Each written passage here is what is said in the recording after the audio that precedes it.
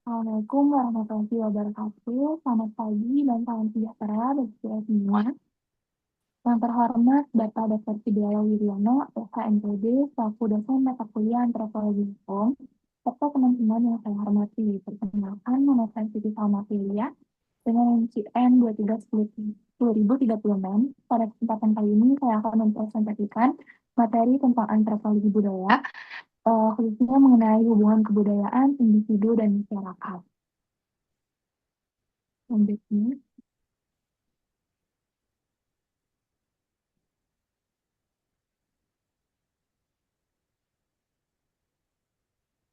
sebelum masuk ke materi, saya akan menjelaskan terlebih dahulu ya tujuan pembelajaran dari materi yang saya akan presentasikan.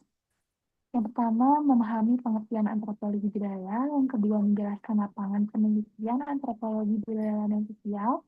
Yang ketiga, memahami kebudayaan spiritual dan non-material. Yang keempat, mengetahui macam-macam religi dan antropologi. Dan yang kelima, memahami hubungan antara individu, masyarakat, dan kebudayaan.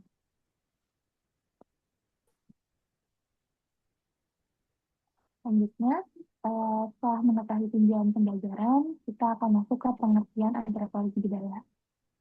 Antropologi budaya adalah ilmu yang mempelajari manusia dan kebudayaannya dalam kehidupan masyarakat. Ilmu ini mempelajari adat istiadat, tradisi, nilai, norma, religi, dan kesenian yang berkembang dalam masyarakat.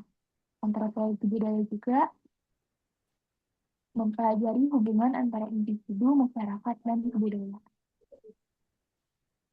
Selanjutnya,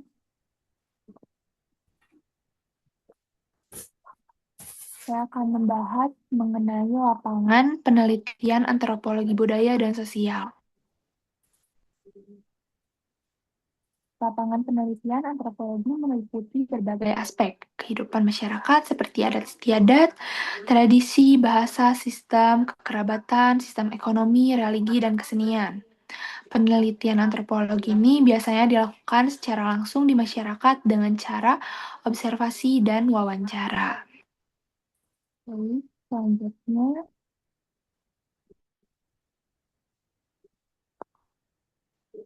saya akan membahas mengenai kebudayaan spiritual dan non-material. Jadi kebudayaan spiritual itu adalah kebudayaan yang berkaitan dengan nilai-nilai, norma, dan kepercayaan agama, sedangkan kebudayaan material adalah kebudayaan yang tidak berwujud benda seperti adat istiadat, bahasa, norma, dan aturan yang berlaku di dalam masyarakat. Selanjutnya,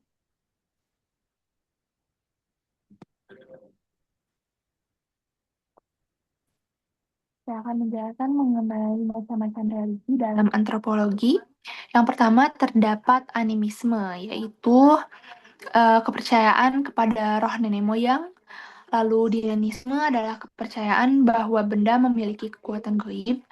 Lalu totemisme, yaitu kepercayaan kepada hewan atau tumbuhan yang dianggap suci. Dan yang terakhir yaitu monoteisme, yaitu kepercayaan kepada satu Tuhan. Lalu selanjutnya terdapat unsur kebudayaan. Unsur-unsur kebudayaan terdiri dari bahasa, sistem pengetahuan, organisasi sosial, sistem mata pencaharian, sistem religi, kesenian, dan teknologi. Baik, saya akan menjelaskan satu-satu. Yang pertama terdapat bahasa. Bahasa merupakan alat komunikasi yang digunakan manusia untuk berinteraksi. Lalu sistem pengetahuan berkaitan dengan pengetahuan manusia tentang alam dan kehidupan. Lalu organisasi sosial berkaitan dengan hubungan dan struktur dalam masyarakat seperti keluarga dan lembaga sosial. Lalu sistem mata pencaharian berkaitan dengan cara manusia memenuhi kebutuhan hidupnya seperti bertani, berdagang, dan bekerja. Lalu sistem religi berkaitan dengan kepercayaan manusia terhadap Tuhan atau kekuatan gaib. Lalu kesenian merupakan nilai keindahan seperti musik, tari, dan lukisan. Dan teknologi berkaitan dengan alat-alat yang digunakan manusia untuk membantu kehidupan sehari-hari. Nah, unsur kebudayaan ini disebut dengan unsur kebudayaan universal karena terdapat di semua masyarakat di dunia. Dan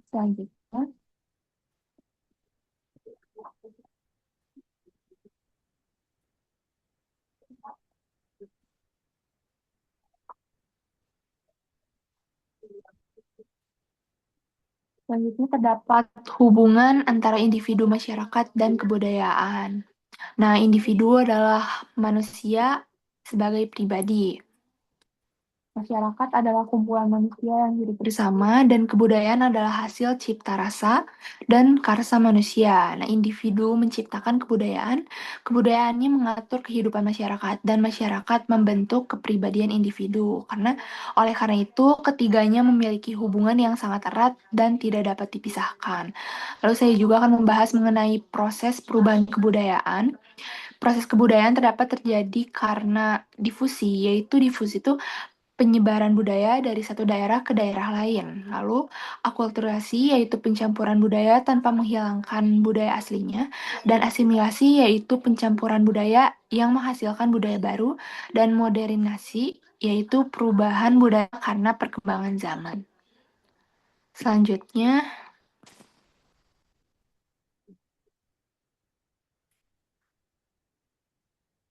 dari seluruh materi yang telah saya jelaskan, maka saya ambil kesimpulan sebagai berikut. Dapat disimpulkan bahwa antropologi budaya adalah ilmu yang mempelajari manusia dan kebudayaannya. Kebudayaan memiliki unsur-unsur dan dapat mengalami perubahan seiring waktu. Dalam kehidupan manusia, terdapat hubungan yang sangat erat antara individu, masyarakat, dan kebudayaan. Individu menciptakan kebudayaan, kebudayaan menjadi pedoman hidup masyarakat, dan masyarakat membentuk kepribadian individu. Oleh karena itu, individu, masyarakat, dan kebudayaan tidak dapat dipisahkan. Baik, selanjutnya, demikian materi yang telah saya sampaikan. Apakah ada pertanyaan atau tanggapan dari teman-teman? Bagi yang ingin bertanya, boleh raiskan.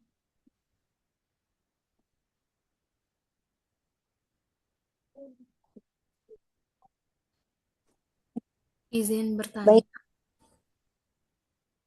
Boleh, Syifa. Silakan.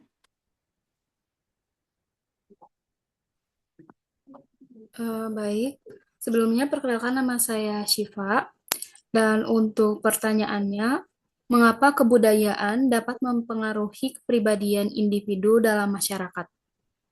Terima kasih. Baik, terima kasih pertanyaannya, Syifa. izin bertanya. eh, Pertanyaannya, apa apa yang akan terjadi jika suatu masyarakat tidak memiliki kebudayaan? Jelaskan menurut pandangan antropologi. Baik, pertanyaannya saya pantang dulu ya. Izin untuk meminta waktunya untuk menjawab pertanyaan.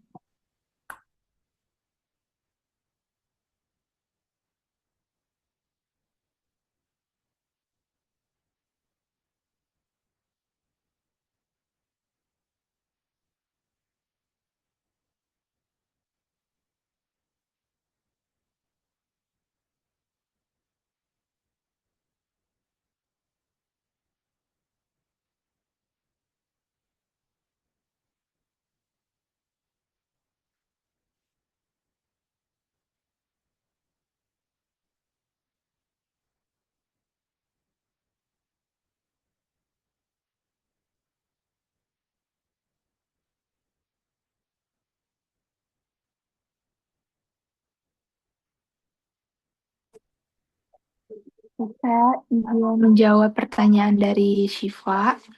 Pertanyaannya tadi, mengapa kebudayaan dapat mempengaruhi kepribadian individu dalam masyarakat? Nah, untuk jawabannya, kebudayaan dapat mempengaruhi kepribadian individu sejak lahir karena individu sudah hidup di dalam suatu masyarakat yang memiliki norma, nilai, adat istiadat, dan aturan tertentu. Nah, nilai dan nilai tersebut dipelajari oleh individu melalui proses sosialisasi, seperti dari keluarga, sekolah, dan lingkungan masyarakat. Nah, dari proses tersebut, individu belajar bagaimana cara berbicara, berperilaku, berpakaian, dan berinteraksi dengan orang lain. Oleh karena itu, kepribadian individu akan terbentuk sesuai dengan kebudayaan yang ada di masyarakat tempatnya ia hidup. Jadi, kebudayaan ini sangat berpengaruh dalam membentuk kepribadian seseorang. Bagaimana kita apakah terjawab? Sudah cukup, terima kasih. Dan selanjutnya, saya akan menjawab pertanyaan dari Arini. Pertanyaannya, apa yang terjadi jika suatu masyarakat tidak memiliki kebudayaan?